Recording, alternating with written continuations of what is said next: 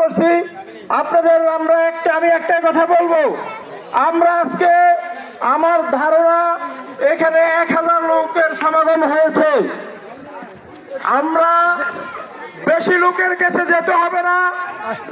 আমরা আমাদের এই 1000 লোক যদি গড়ে 3টা ভোট করে দেয় তার মা বোনদেরকে নিয়ে, তাহলে 3000 ভোট হয়।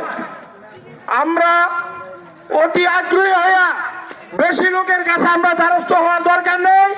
আমরা আমাদের মা বোনদেরকে ঠিক করি, তাহলে আমরা আমাদের দ্বার প্রান্তে পৌঁছে যেতে পারবো। সম্মানিত কর্মীবৃন্দ, আমরা 12 তারিখ সকাল 7:30 ভোট আরম্ভ হবে। আমরা 6টায় গিয়ে কেন্দ্রে লাইন ধরবো।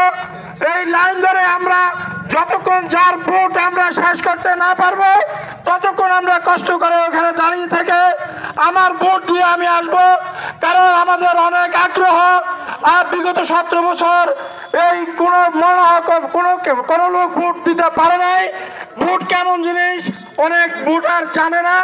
আমি সবিনয় অনুরোধ করব, আপনারা কিছু কথা কান না দিয়ে, আমাদের প্রতিপক্ষ জামাতের প্রতি কান না দিয়ে, তাদের অতি আগ্রহে সমবেত না হয়ে, তারা আসলে ভোট আসলে তাদের নাই, তারা হাঁক আওয়াজ দেয়, আসলে আর অন্য কিছু না।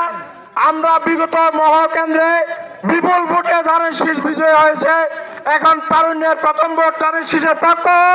তারুণ্যের ভোট যদি ধানের শীষের পক্ষে হয়, আগামী 12 তারিখ এই 7 আর 8 এই কেন্দ্রগুলিতে বিশাল বিজয় হবে ইনশাআল্লাহ।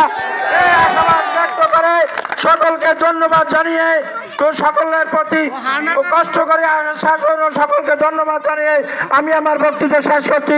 আসসালামু আলাইকুম ওয়া রাহমাতুল্লাহি ওয়া বারাকাতুহু। এখন এই মিটিং এর সমাপ্তি করলাম।